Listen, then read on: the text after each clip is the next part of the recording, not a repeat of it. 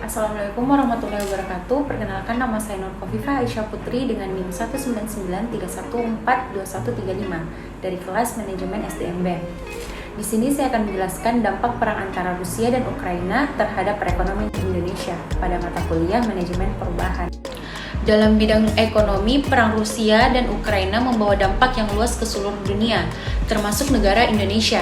Konflik antara Rusia dan Ukraina ini dikhawatirkan akan meributkan perekonomian global dan mengganggu proses pemulihan ekonomi dunia, termasuk Indonesia. Krisis yang terjadi di Ukraina, invasi oleh Rusia ini akan mempengaruhi krisis ekonomi di tingkat dunia. Kalau dari sisi ekonomi, dampak yang akan dirasakan Indonesia adalah meningkatnya beban APBN terkait subsidi BBM, karena harga minyak dunia yang meningkat sangat tajam. Kenaikan harga minyak ini juga tentu akan menimbulkan efek domino terhadap produk-produk yang lain. Namun selain itu, kesempatan ekonomi mungkin juga akan muncul walaupun saya pikir tidak signifikan.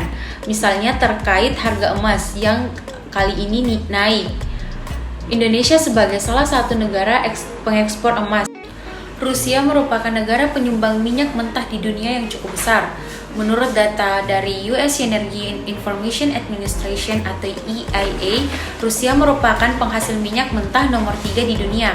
Rusia mampu menghasilkan minyak sebesar 10,5 juta barel per harinya pada tahun 2020.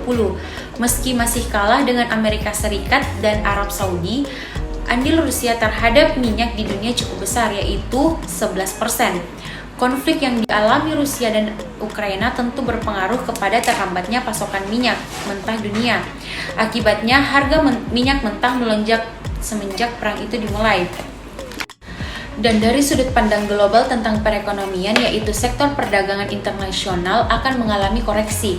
Meski nilai dagang Indonesia dan Rusia sebenarnya di posisi positif di awal tahun 2022 ini dibanding dengan tahun lalu. Dan yang harus diperhatikan dalam konflik Rusia dan Ukraina itu adalah kemungkinan inflasi global.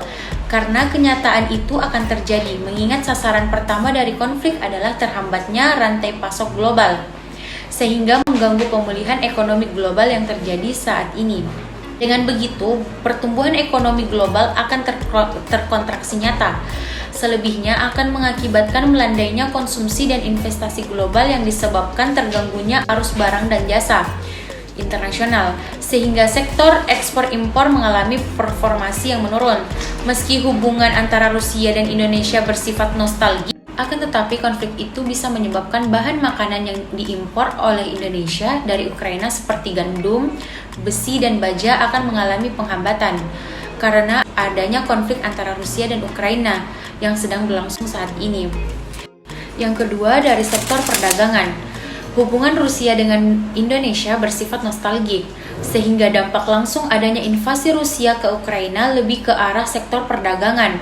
Meskipun Rusia Ukraina bukan mitra dagang utama Indonesia, konflik itu dapat berdampak pada bahan makanan yang diimpor oleh Indonesia dari Ukraina, terutama gandum, besi, dan baja, 23% dan lainnya 2%. Untuk itu, produsen mie, roti, dan tepung bergantung pada impor dari gandum dari Ukraina, sehingga perlu diverifikasi untuk komoditas tertentu. Kemudian 56% dan 80% ekspor Indonesia ke Rusia dan Ukraina adalah minyak sawit, yaitu minyak sawit mentah atau yang disingkat dengan CPO. Sementara impor terbesar dari Rusia adalah besi dan baja, dari Ukraina adalah gandum. Sehingga tekanan di sisi pasokan gandum perlu menjadi bagian perhatian bagi pasokan pangan domestik. Ukraina adalah top supplier bagi gandum Indonesia karena lumbung gandum banyak berlokasi di daerah timur atau Ukraina Timur, berdekatan dengan daerah yang diduduki oleh pasukan Rusia.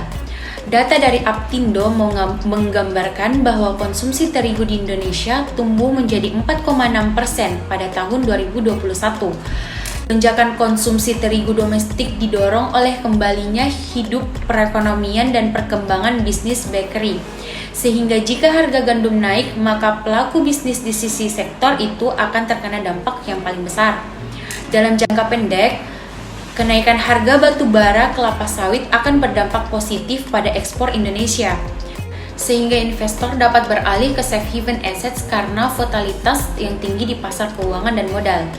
Shock lain yang terjadi pada global supply chain adalah Rusia yang merupakan pemasok utama palladium global atau 40% pada ekspor global dari Rusia. Palladium adalah input industri otomotif dan pembuatan chip, sehingga supply chain untuk industri itu akan terpengaruh.